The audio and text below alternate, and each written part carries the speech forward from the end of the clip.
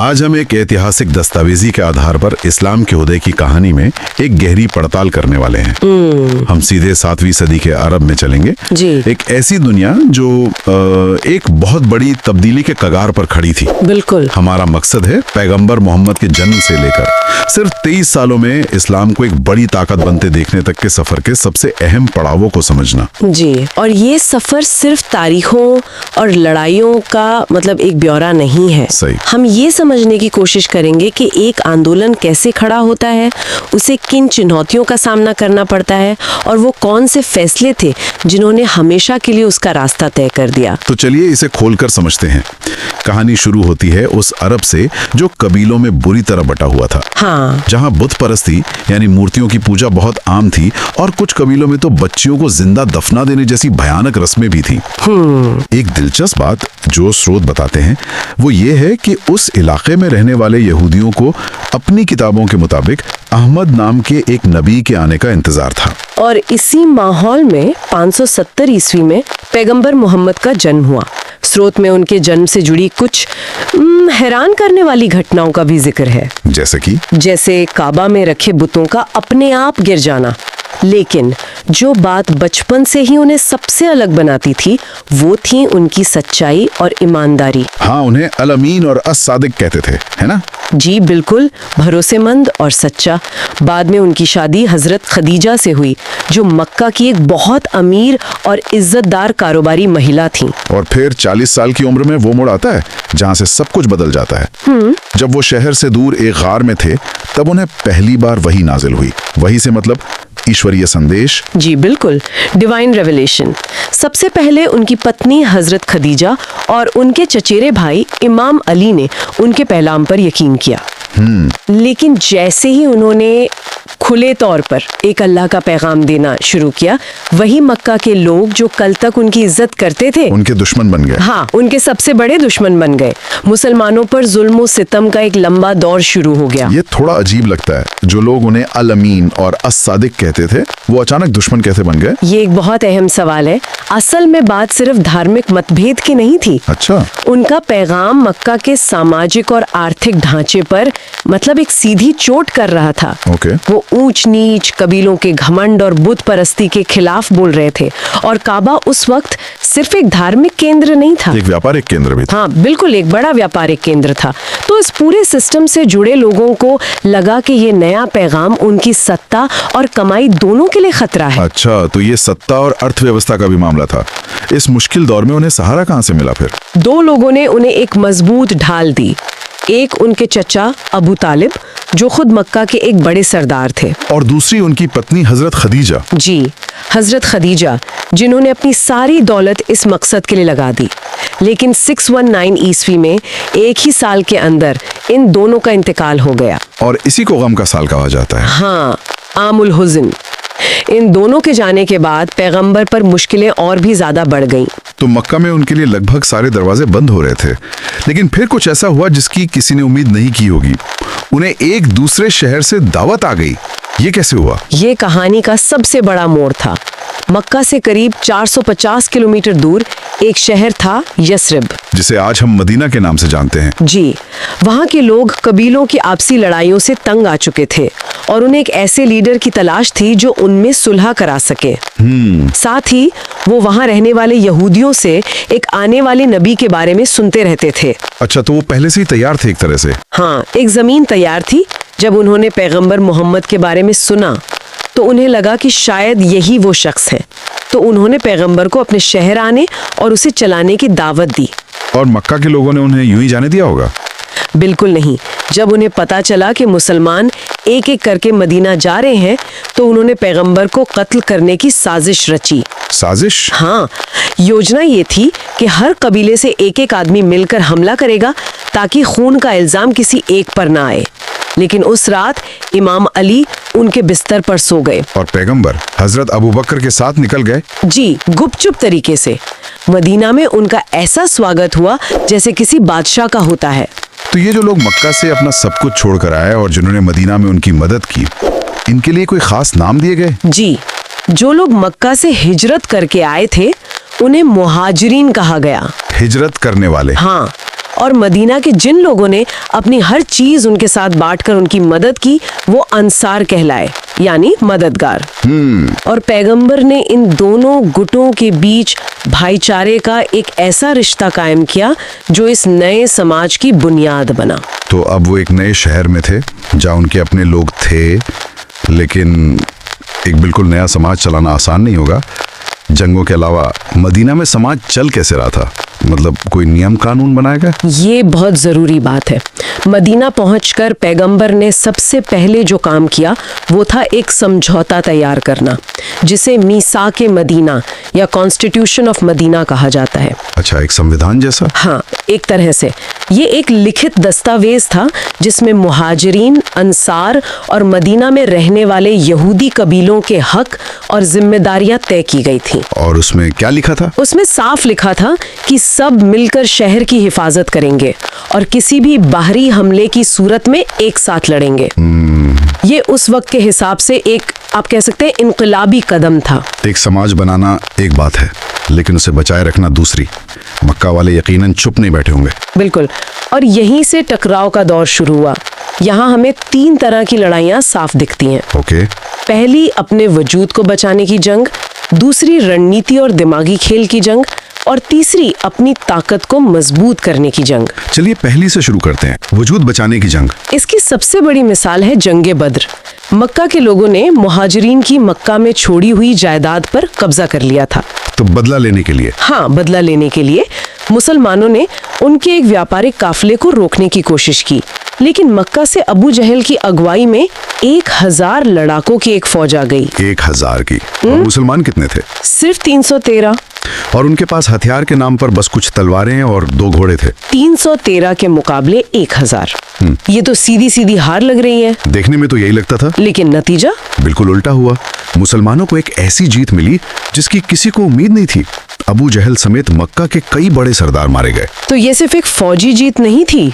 नहीं, बिल्कुल नहीं। सोचिए, एक छोटी सी सताई हुई जमात अपने से 3 गुना बड़ी फौज को हरा देती है। इसका जो मनोवैज्ञानिक असर था वो जबरदस्त था। इसने उनके इस यकीन को पुख्ता कर दिया कि खुदा उनके साथ है। बद्र की जीत ने तो यकीनन सबको चौंका दिया होगा। मक्का वाले इसका बदला लेने जरूर आए होंगे। और वो आए अगले ही जंगे उहद में।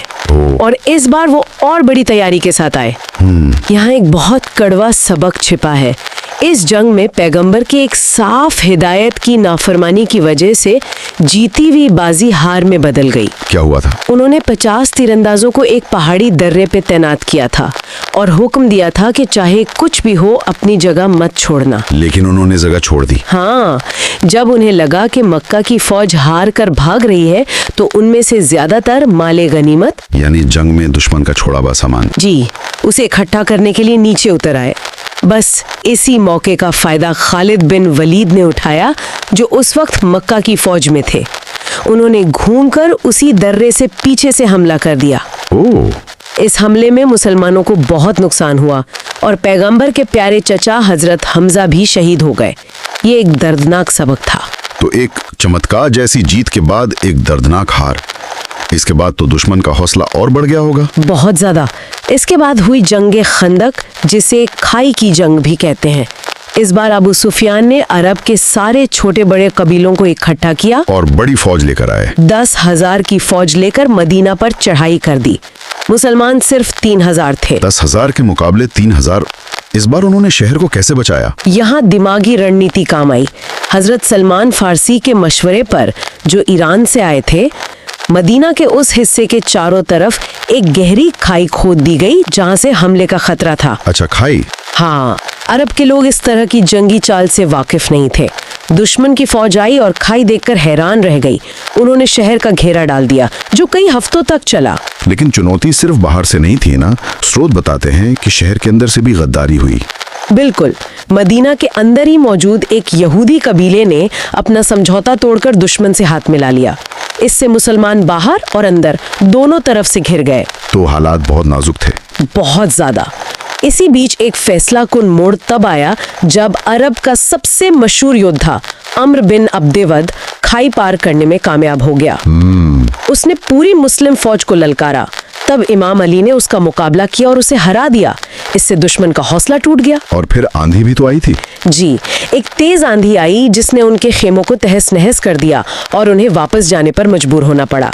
और स्रोत के मुताबिक गद्दारी करने वाले कबीले को बाद में उनकी अपनी किताब तौरात के कानून के हिसाब से सजा दी गई। तो अब तक हमने देखा कि जंगें हो रही थीं, कभी जीत कभी हार। क्या रणनीति में कोई बदलाव आया? मतलब क्या हमेशा तलवार से ही फैसले हुए? नहीं, और यहीं पर कहानी और दिलचस्प हो जाती है। इसके बाद पैगंबर ने एक ऐसा कदम उठाया जो सबको हैरान कर गया। वो थी सुलह हुदैबिया। हुदैबिया की संधि, इसकी कुछ शर्तें तो सुनने में मुसलमानों के सख्त खिलाफ थीं। बिल्कुल। एक मिनट, शर्तें मुसलमानों के खिलाफ थीं? जैसे एक शर्त ये थी कि अगले 10 साल तक कोई जंग नहीं होगी, और एक शर्त थी कि अगर मक्का से कोई इस्लाम कबूल करके मदीना आता है तो उसे वापस करना होगा। क्या? लेकिन अगर कोई मुसलमान मदीना छोड़ के मक्का जाता है तो उसे वापस नहीं लिया जाएगा। रुकिए, ये तो बहुत अजीब शर्त है। मतलब कोई आपकी टीम में आना चाहे तो आप उसे दुश्मन को वापस लौटा देंगे? उनके अपने लोगों ने इस पर सवाल नहीं उठाया? बहुत सवाल उठाए। कई बड़े सहाबा भी इस फैसले से नाखुश थे, लेकिन पैगंबर दूर की सोच रहे थे। अगर हम इसे बड़े पैमाने पर देखें तो ये एक डिप्लोमेटिक मास्टर स्ट्रोक था। कैसे? 10 साल की का मतलब था इस्लाम को बिना रोक टोक फैलने का मौका। और जो शर्त सुनने में सबसे खराब लग रही थी, वही उनके गले की हड्डी बन गई। हाँ बिल्कुल, वही मक्का वालों के गले की हड्डी बन गई। वो कैसे? ये तो मैं जरूर सुनना चाहूंगा। हुआ ये कि संधि के कुछ ही दिन बाद अबू बसीर नाम के एक शख्स मक्का से इस्लाम कबूल करके मदीना पहुंचे। संधि के मुताबिक उन्हें वापस भेज दिया गया, लेकिन रास्ते में उन्होंने अपने पहरेदारों को मार डाला और मक्का लौटने के बजाय समंदर के किनारे एक जगह अपना डेरा जमा लिया। अच्छा। इसके बाद मक्का से जो भी मुसलमान होता वो मदीना जाने के बजाय अबू बसीर के पास चला जाता। जल्दी वहाँ एक छोटा सा गुरिल्ला दस्ता बन गया जिसने मक्का के व्यापारिक काफिलों पर हमले शुरू कर दिए। बिल्कुल। तंग आकर मक्का वालों ने खुद पैगंबर को संदेश भेजा कि खुदा के लिए इस शर्त को खत्म कर दो और इन लोगों को मदीना बुला लो। वाह, मतलब मक्का वालों ने जो नियम अपने फायदे के लिए बनवाया था वही उन पर उल्टा पड़ गया। खैबर को फतह किया। खैबर तो यहूदियों का एक बहुत मजबूत किला था। जी, बहुत मजबूत और अमीर। कई नाकाम कोशिशों के बाद पैगंबर ने झंडा इमाम अली को दिया, जिन्होंने वहां के सबसे बड़े योद्धा मरहब को हराया, और स्रोत के मुताबिक किले का वो भारी भरकम दरवाजा उखाड़ दिया जिसे कई लोग मिलकर हिला नहीं पाते थे। तो अब अरब के अंदर उनकी ताकत काफी बढ़ चुकी थी। हाँ। इसके बाद कहानी अरब से बाहर जाती हुई दिखती है। जी, रोमन साम्राज्य के गवर्नर ने एक मुसलमान दूत का कत्ल कर दिया, जो उस जमाने में जंग का ऐलान माना जाता था। जवाब में 3000 की एक छोटी सी फौज 1 लाख की भारी भरकम रोमन फौज से लड़ने गई। ये जंगें मूता थीं। 1 लाख? हाँ, इसमें तीनों कमांडर एक के बाद एक शहीद हो गए, लेकिन हजरत खालिद बिन वलीद ने बड़ी होशियारी से बाकी फौज को सुरक्षित वापस निकाल लिया। ये दुनिया की सुपर पावर के साथ पहली टक्कर थी। और आखिरकार वो घड़ी आई जब मक्का फतह हुआ। हुदैबिया की संधि का क्या हुआ? मक्का के एक साथी कबीले ने मुसलमानों के एक साथी कबीले पर हमला करके संधि तोड़ दी। तो इसके जवाब में पैगंबर ने 10,000 की फौज तैयार की और मक्का की तरफ बढ़े। लेकिन इस बार इरादा जंग का नहीं था। शहर को लगभग बगैर किसी खून खराबे के फतह कर लिया गया। मुझे लगता है कि सबसे हैरान करने वाली बात तो इसके बाद हुई होगी। सालों के जुल्म और दुश्मनी के बाद उन्होंने अपने दुश्मनों के साथ क्या किया? और यही इस कहानी का सबसे अहम मोड़ है। उन्होंने आम माफी का ऐलान कर दिया। आम माफी? जी, उन्होंने अपने उन कट्टर दुश्मनों को भी माफ कर दिया जिन्होंने उन्हें जान से मारने की कोशिश की थी, उनके साथियों पर जुल्म किए थे। इसमें अबू सुफियान जैसा बड़ा दुश्मन भी शामिल था। ये बदला लेने का नहीं बल्कि दिलों को जीतने का लम्हा था। बिल्कुल। फतेह मक्का के बाद भी कुछ छोटी मोटी लड़ाइयाँ हुई, जैसे जंगे हुनैन, लेकिन आखिरी बड़ी मुहिम कौन सी थी? वो थी तबूक की जंग, जो फिर से रोमन साम्राज्य के खिलाफ थी। ये एक बहुत मुश्किल सफर था। भयानक गर्मी, लंबा रेगिस्तानी रास्ता और सामने दुनिया की सबसे बड़ी फौज का खौफ। तो ये उनके यकीन का सबसे बड़ा इम्तिहान था। हाँ, लेकिन स्रोत बताते हैं कि इस्लामी फौज के आने की खबर सुनकर रोमन बिना लड़े ही पीछे हट गए। और वापसी पर भी एक अहम घटना हुई है ना? हाँ, स्रोत के मुताबिक वापसी पर कुछ छिपे हुए दुश्मनों ने एक तंग घाटी में पैगंबर को कत्ल करने की एक नाकाम साजिश रची। पैगंबर ने उनके नाम सिर्फ अपने एक राजदार सहाबी हुज़ैफा बिन यमान को बताए।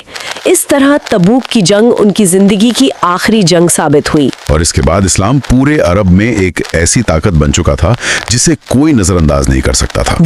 तो ये कहानी थी एक पैगाम की शुरुआत से लेकर एक रियासत के कयाम तक की।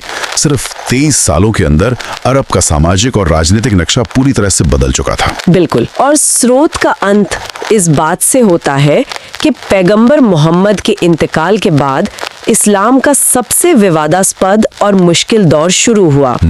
और ये हमें एक बहुत जरूरी सवाल पर सोचने के लिए मजबूर करता है।